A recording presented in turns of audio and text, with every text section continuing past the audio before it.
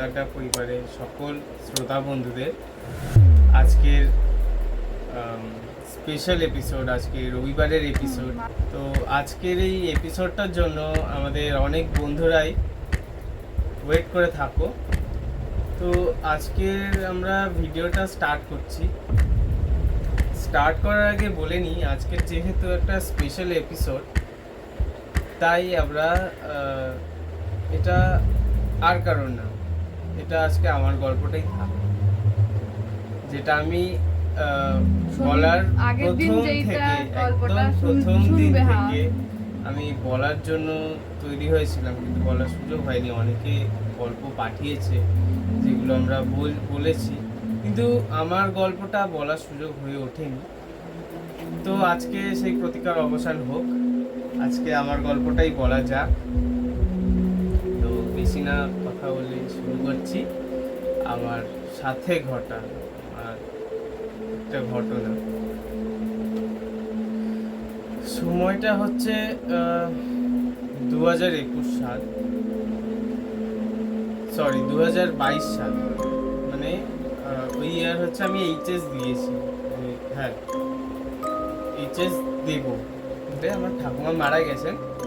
আচ্ছা, এবার হচ্ছে মারা গেলে মানে ওই যে টাইমিংটার কথা বলছি, ওই টাইমটায় আমার পিসি মানে সে হচ্ছে মানে খুবই একটা খারাপ একটা অসুখে ফেসে গেছিলেন। মানে তার হচ্ছে যে টনসিল, মানে আমাদের যে থাইরয়েড গ্রন্থিটা আছে, এই থাইরয়েড গ্রন্থিতে টিউমার হয়ে গেছে। সেই টিউমার থেকে ক্যান্সার ধরা পড়েছে। তো সেই সময়টা মানে আমাদের বাড়ির কারোরই তেমন মন মেজাজ ভালো ছিল না, কেননা যেহেতু পিসির এরকম একটা অসুবিধা, তার আগে আমার ঠাকুমা মারা যায়। এবার আমার পিসির যেহেতু এরকম অবস্থা, এবং তার যেটা বললাম মার্চ মাসে আমার ঠাকুমা মারা গেছেন। আমার পিসির হচ্ছে এরকম অবস্থা, মানে শরীরের অবস্থার অবনতি দেখা গেছে নভেম্বরে। সেই টাইমটা হচ্ছে তখন আমার টেস্ট এক্সাম চলছিল। সেই টাইমটা হচ্ছে আমার পিসিকে অনেকটাই ভালোবাসি, সবার থেকে বেশি ভালোবাসি আমি আমার পিসিকে, আমার মা বাবার থেকেও বেশি আমি আমার পিসিকে ভালোবাসি। তো আমি পিসির ওরকম অবস্থা শুনে আমি সত্যি বলতে কি, আমি এসব অসুখ যেগুলো হয় যে কালা সূচ, মন্দিরে যেতে নেই, পুজো দিতে নেই, আমি না ওগুলো সত্যি কথা বলতে আমি মানে মানতে পারি না। দেখ, একজন মারা গেল, সেটা হচ্ছে ভগবানের ইচ্ছায়, তার জন্য আমি আমার ঠাকুরের উপাসনা, আমার যে আরাধ্য তার উপাসনা কেন বন্ধ রাখবো? আমি অবশ্যই যাবো, আমি যেতেই পারি। যাই হোক, তো আমি গেছিলাম, আমাদের পাশে একটা জাগ্রত কালী মন্দির আছে, আদ্যা কালী মন্দির। তো আমি সেখানে গেছিলাম, আমার পিসির জন্য পুজো দিয়েছি, প্রসাদও নিয়ে রেখেছিলাম আমার পিসির জন্য। এবার ঘরে কিছু কাজ থাকায় মা হচ্ছে ওই দিন হসপিটালে যেতে পারেনি। আমার পিসি ভর্তি ছিল, হ্যাঁ তখন হচ্ছে হসপিটালে অ্যাডমিট হয়ে গেছিল। আমার মা সেই টাইমটায় যেতে পারেনি। তো বলছে ফ্রিজে ছিল প্রসাদটা, মা বলেছিল ফ্রিজে রাখ, যখন যাবো তখন নিয়ে যাবো প্রসাদটা। তো তার মানে তখনও আমার কিছুই হয়নি, কোনো রকম কোনো অসুবিধা হয়নি আমার। অসুবিধাটা হয়েছে মা যেদিন সেই প্রসাদটা নিয়ে আমার পিসিকে দেখতে গেছিল। মা যখন বেরিয়েওছে ঘর থেকে, তখনও কিছু হয়নি। আমি পুরো একা ছিলাম, সারাটা দিন একা ছিলাম। মা যখন বেরিয়েছিল, এবার পৌঁছাতে 4টে, পিসির সাথে মিট করতে 4টে কি 4:05 এরকম একটা টাইমে পিসির সাথে আমার হসপিটালে পিসিকে দেখতে পৌঁছেছিল। এবার ওইরকম একটা 4টে নাগাদ আমি গেছিলাম। আমি হচ্ছে তো ঘরেই ছিলাম, একা শুয়েছিলাম। এবার পড়াও ছিল সেদিন সন্ধ্যাবেলা। এবার মা বলেছিল যে ছাদ থেকে জামা কাপড়গুলো তুলে এনে তুই পড়তে চলে যাবি, ঠিক আছে, এরকম বলে গেছিল। হ্যাঁ, এরকম বলেছিল যে পড়তে চলে যাবে। আমি এবার তখন বাজে ঠিক বিকাল 4টে। বিকেল 4টের সময় রিল্যাক্সেশনের জন্য জাস্ট চোখটা একটু বন্ধ করেছিল। বন্ধ করতে আমি দেখছি আমার ঠাকুমা যখন জীবিত ছিলেন তখন তিনি মানে আমাদের ছাদে অনেক রকমের গাছ আছে, তিনি হচ্ছে বিকেল বেলা মানে 4টের দিকে ওরকম ছাদে যেতেন, সব গাছে জল দিতেন।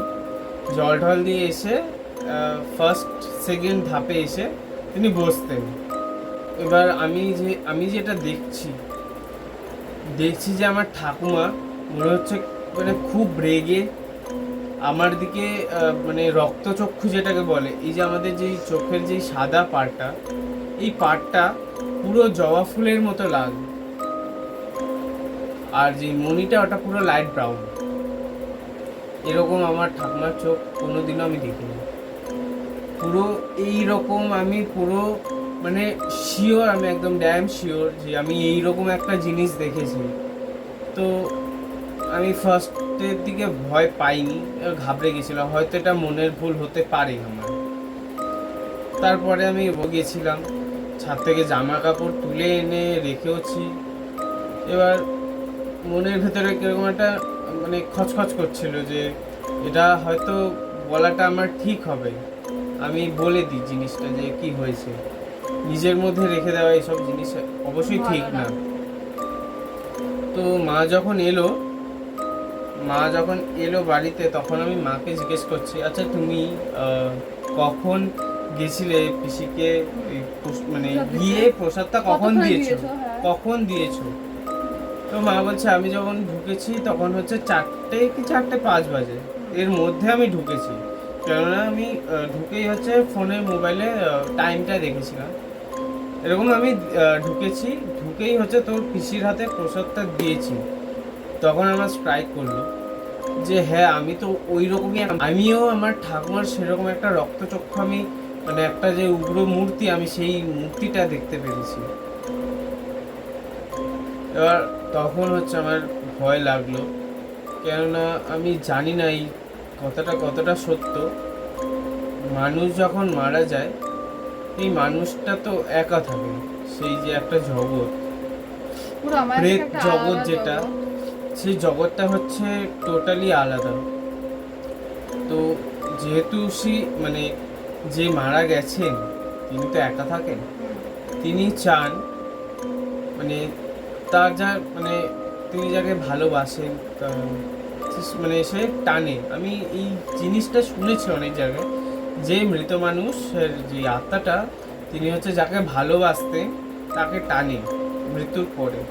এবার কতটা সত্যতা আছে জানি না, আমারও এটা মানে জাস্ট শোনা কথা। আমি ভেবেছি যাক, যে মানে আমি তো মানে খারাপ কিছু করিনি, আমি যেটা আমার মন যেটা বলছে, আমি তো কোনো খারাপ কিছু করিনি। আমি মানে হচ্ছে আমার পিসির দীর্ঘায়ু কামনার্থে আমি গিয়েছিলাম মন্দিরে, পুজো দিয়েছিলাম।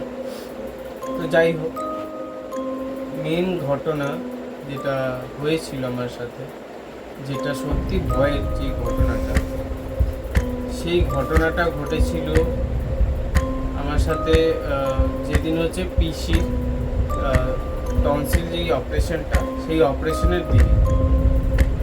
ওই অপারেশনের দিনে হ্যাঁ, পিসি এখন ভালো আছে। তো ওই যে অপারেশনটা ছিল, ওই দিন আমার ফাইনাল এক্সামের যে কম্পিউটার এক্সামটা ছিল, প্র্যাকটিক্যাল, আমার ওই লাস্ট না, তখন হচ্ছে ফার্স্ট, হ্যাঁ সবে শুরু হচ্ছে, যে এটা হচ্ছে মানে হয় না প্র্যাকটিক্যাল এক্সাম যেটা কম্পিউটারে, এই কম্পিউটারে প্র্যাকটিক্যাল এক্সাম ওই দিন ছিল। তো মা বাবা দুজনেই বেরোবে, যেহেতু বেশি এরকম অপারেশনের একটা ব্যাপার, মা বাবা বেরিয়ে গেছে। এবার আমি বলছি যে আমি এখন কি করে পুজো দিয়ে যাব, সেদিন ছিল হচ্ছে বৃহস্পতিবার। তো আমি বরাবরই পুজো করতে ভালোবাসি। তো আমি বলছি পুজো দেবো, আমি আসি পরীক্ষা দিয়ে, তারপরে পুজোটা আমি দেবো, মানে সন্ধেবেলা আমি পুজো দেবো। হ্যাঁ, সারাদিনই একা ছিলাম, যেহেতু আমি স্কুলে গেছিলাম, স্কুল থেকে এসে পুরো একা। স্কুল থেকে এসেছি, এসে আমি জামা কাপড় মানে ছেড়ে এবার আমার খাওয়া দাওয়া সেরে একটু রেস্ট নিয়ে এবার আমি পুজোর জন্য সব রেডি করতে শুরু করি। তাড়াতাড়ি নেমে যায় নভেম্বর মাস, এখন শুধু তাড়াতাড়ি নাম শুরু করে দিয়েছে অলরেডি। হ্যাঁ, এবার সেই টাইমটায় সূর্য হচ্ছে মানে রাতটা খুব তাড়াতাড়ি নামে। আমি গিয়েছিলাম ছাদে, গিয়ে এবার পুজোর জন্য জল ঢল যা যা লাগে যাবতীয় আমি সব কালেক্ট করে নিয়ে এসে রাখি, রেখে আমি স্নান করে বেরিয়ে এসে যখন পুজো করতে বসি, এবার আমাদের মানে অনেক ঠাকুর আছে, হ্যাঁ, তো ওদের যেই জামা কাপড় চেঞ্জ করানো ওদের পরিষ্কার করতেই টাইম লাগে। তো ওটা করছি, তখনও কিছু হয়নি। মেইন যে জিনিসটা হচ্ছে মানে লক্ষ্মীবারের যেই ঘরটা বসানো হয়, সেই ঘর বসানোর আগে থেকে এই জিনিসটা আমার সাথে শুরু হলো। আমি ঠাকুরের দিকে মুখ দিয়ে বসে আছি এবং আমাদের দরজাটা হচ্ছে আমার পেছন দিকে। আমি মানে ফিল করতে পারছি, দেখা তো যায় না সব কিছু, ফিলে বলা যায়, একটা মাইন্ডের একটা সেন্স কাজ করে সেই টাইমটা, মানে সব টাইমেই করে। এই সেন্সটা আমার কাজ করছে, আমার মনে হচ্ছে দরজার আড়াল দিয়ে না কেউ আমাকে দেখছে, আর সে মানে যে দেখছে সে মানে তার চেহারাটা এতটাই বিচ্ছিরি, মানে সেটা মানে বলা যাবে না যে কি আমি দেখলাম। আমি দেখিনি, আমার মানে সেন্স একটা কাজ করছে, কি সেন্সটা বলছে, একটা সিগন্যাল দিচ্ছে যে এরকম কেউ একজন দেখছে। এবার ওরকমই সেন্সের কথা বলছে আমার, এবার আমি কিছুই দেখতে পাচ্ছি না, মনে হচ্ছে কেউ দরজা থেকে দৌড়ে ঘর ঢুকে গেল, মানে হামাগুড়ি দিয়ে মানে পাশেই রান্নাঘরের দিকে চলে গেল, আবার রান্নাঘর থেকে বেরিয়ে এসে ফ্রিজের পাশে এসে দাঁড়ালো, আবার বেরিয়ে গেল দরজা দিয়ে। কিন্তু ওরা আমাকে কেউ কিন্তু কিছু টাচ করছে না, বাট ওরা আমাকে ক্রমাগত ডিস্টার্ব করে যাচ্ছে যাতে পুজোটার মধ্যে ব্যাঘাত ঘটানো যায়, এই একটা চেষ্টা ওরা করেই যাচ্ছে এই জিনিসটা। আর এই জিনিসটা যতক্ষণ আমি পুজো দিচ্ছি বারবার হয়ে যাচ্ছে। তো আমি মানে ভাবলাম যে ধুনো দিলে ধুনোর যে একটা পজিটিভ গন্ধ, এতে হয়তো নেগেটিভিটি চলে যেতেও পারে। তো আমি ধুনো আনতে মানে সেই দিন আমার মানে ভাগ্যটা এতটাই ভালো ছিল, আমাদের যে সিঁড়িটা আছে সিঁড়ির নিচ থেকে যে সেকেন্ড সিঁড়িটা হয়, ওই সেকেন্ড সিঁড়িতে ধুনো আর মানে ধুনোর ছোবা প্যাকেটটা আর ধুনোচিটা ছিল ওই জায়গাটাতেই ছিল, বেশি ওপরে ছিল না, অন্যান্য দিন ওপরে থাকে, সেদিনটা নিচে ছিল। এবার মানে কি বলবো, আমি যখন নিতে যাচ্ছি তখন একটা সাইড আই থেকেও কিন্তু একটা জিনিস দেখা যায়, একটা সাইড আইও কিন্তু কাজ করে জিনিসটা, ঠিক আছে। এবার আমি দেখছি ওপরে যে সিঁড়িটা আছে ওই সিঁড়িটায় জাস্ট কি বলবো, একটা প্রাপ্তবয়স্ক লোক যেন বসে আছে, একটা ছায়া, তার পুরো বডি দেখতে পাচ্ছি, সে পা দুটো ছড়িয়ে দিয়ে একটা বডি স্প্রেড করে বসে আছে, একটা ছায়া মূর্তি, কিন্তু আমি তার মানে মুখটা দেখতে পাই। আমি সেকেন্ডের হ্যাঁ বল। এখানে আমরা ঠাকুমার ব্যাপারটা বুঝলাম, তো কিন্তু এখানে প্রাপ্তবয়স্ক লোকটাকে তুই চিনিস জানিস কোনোভাবে, মানে না আমি করতে পেরেছিস কোনোভাবে যে কেন ওনাকে তুই দেখতে পেয়েছিস? না, আমি এখনো অবধি বুঝতে পারিনি যে বারবার উনি কেন দেখা দেয়, কেননা এই শীতকালে সেম হতে পারে তোর সঙ্গে। শীতকালে হবে কিনা জানি না, কিন্তু আমাদের সাথে যেই ঘটনাটা হয়েছে যেটা শনিবারের যে এপিসোডে গেছে সেটা আমি ওকে দেখেছি, কেননা ও ফার্স্ট থেকেই বলছিল যে মানে আমার নিক নেম হচ্ছে নীলু, এই নীলু মানে যদি এবার ভূত দেখতে পাস তো আমাকে বলবি, আমি এসে দেখবো তোর সাথে। আরে হ্যাঁ, কারণ আমি যেহেতু একটা মানুষ একা থাকে তো একা ফিলটা থেকে আমি ভাবলাম যে ভাই একসঙ্গে ফিল করলে অনেকটা ভয়টা কম হবে, তো সেটা বলতাম যে তুই যখন একা থাকবি আমাকে ডেকে নিবি ভাই, আমি আছি তোর সাথে। ও বারবারই বলতে যে তুই যদি এবার ভূত দেখিস তাহলে আমিও আসবো, আমিও ভূতটা দেখবো যে মানে কেমন হয়। ওই ঠিক আছে দেখবি, যদি তুই থাকতে আসে তাহলে তো দেখতেই পারবি। তো এই জিনিসটাও ঘটেছে, আমি যেটা ছিলাম। আগের দিনে শনিবারের যে ভিডিওতে দেওয়া হয়েছিল আমি ওকে দেখিয়েছি, ও প্রমাণ। তো এই যে প্রাপ্তবয়স্ক লোকটা, এই লোকটা যে কে আমি এখনো অবধি বুঝতে পারিনি। অ্যান্ড এই যে প্রাপ্তবয়স্ক লোকটাকে আমি সাইড আই থেকে দেখেছি, এটা আমার ফার্স্ট দেখা। এবং আমি যেটা আমার ওয়াশরুমে দেখেছি, আমার পেছনে দাঁড়িয়ে ছিল, এটা আমার সেকেন্ড বার দেখা। সেই লোকটাই, লোকটাকে কেন দেখতে পাচ্ছি, লোকটা কেন আমি কিছুই বুঝতে কিন্তু পারছি যে না। লোকটা কে, সেই মানে লোকটা মানে আমাদের সাথে ওর যে কি সম্পর্ক আমি এটাই বুঝতে পারছি না এখন অবধি বুঝতেও পারিনি যে কি ছিল ওটা। তো যাই হোক, দেখছি এরকম ভাবে বসে আছে, আমি পুরো ক্লিয়ার দেখেছিলাম যে ওরকম একটা লোক বসে আছে। আমি যখন মানে মুখ ঘুরিয়ে মানে চোখটা ঘুরিয়ে দেখছি, কেউ নেই। তো এটা হয়। তো আমি ধুনো দিয়েছি, অনেক কিছু করেছি। অ্যাট লাস্ট যখন পুজো শেষ হলো, আমরা তো ঠাকুরের দিকে ঘুরেই তো শঙ্খটা বাজাবো। এবার শাস্ত্রে একটা কথা বলে, শঙ্খের জোর যত হবে নেগেটিভিটি তত মানে মানে সরে যাবে, আমাদের আশপাশ থেকে সরে যাবে। শুধু নেগেটিভিটি না, অনেক ধরনের জার্মস থাকে যেগুলো কেটে যায়। শঙ্খের যে ধ্বনিতে, এই ধ্বনিতে অনেক জার্মস আছে যেগুলো কেটে আমরা যায়। সবসময় বলি যে কিছু হলেই শঙ্খ বাজাও, শঙ্খ হ্যাঁ। বাজাও। এটা একটা সায়েন্টিফিক ব্যাপার আছে, এটা সায়েন্টিস্টরাই বলেছেন যে শঙ্খের ধ্বনি খুবই ভালো আমাদের স্বাস্থ্যের পক্ষে, আমাদের পরিবেশের পক্ষে। তো যাই হোক, আমি যখন শঙ্খটা বাজাবো, আমার ফুল ইন্টেনশন ছিল শঙ্খটাকে আমার মানে পুরো জোর একটা দম দিয়ে আমি বাজাবো শঙ্খটাকে। বাট আমি যখনই শঙ্খটা আবার ঠোঁটে ঠেকিয়েছি, তখনই মনে হচ্ছে কি কিছু একটা হিংস্র কিছু একটা দৌড়ে আসছে আমাকে মারবে বলে। মানে কি বলবো, আমার মানে তখনও কিন্তু আমার সেই সিক্স সেন্সটা কন্টিনিউ কাজ করে যাচ্ছে। আমার পুরো মনে হচ্ছে বাড়িতে নেগেটিভিটি কিছু একটা প্রেজেন্স আছে, আমি সেটা বুঝতে পারছি। এবার সেই মানে যখন শঙ্খটা বাজাবো, তিনবারই একদম লো ফ্লেমে বাজিয়েছি শঙ্খ। ও আমার বাড়ির পাশে থাকে, ও জানে যখন আমি শঙ্খ বাজাই মানে পুরো পাড়া জানতে পারে যে আমাদের বাড়িতে শঙ্খটা বাজছে, আমাদের শঙ্খে এতটাই জোর।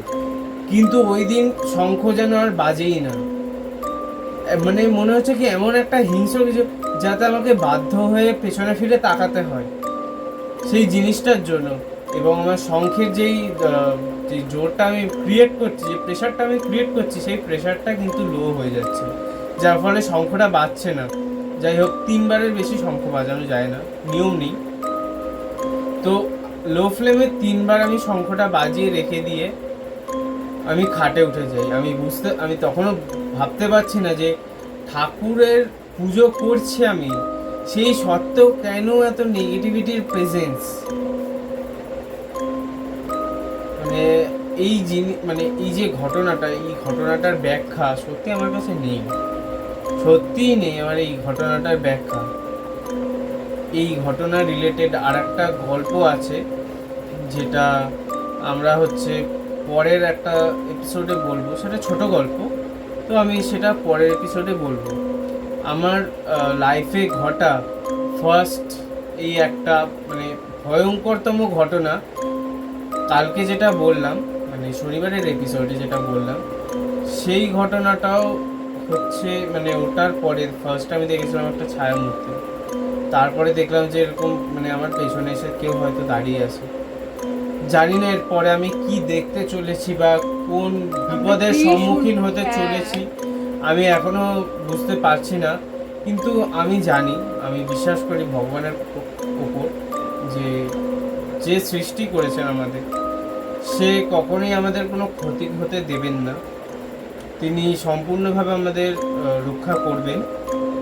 তো তার ভরসাতেই আমরা এগিয়ে যাচ্ছি, তার ভরসাতেই আমরা এত সাহস পাচ্ছি আপনাদের সামনে এই আমাদের সেটে বসে, আমাদের পর্দায় আমরা আপনাদের এই ঘটনাগুলো আমরা শেয়ার করতে পারছি। তো এই যে ঘটনাগুলো, যারা অনেকেই বলে যে ভূত নেই বা ভূতের এইসব ব্যাপারগুলো মিথ্যে হয়, আমি বলি যে সব ব্যাপার মিথ্যেও না, সব ব্যাপার সত্যিও না, সব ঘটনাকে অগ্রাহ্য করা উচিত নয়। কেননা ছোট একটা ঘটনার মধ্যে একটা বড় একটা কিছু লুকিয়ে থাকতে পারে, একটা বড় কোনো বিপদ লুকিয়ে থাকতে পারে।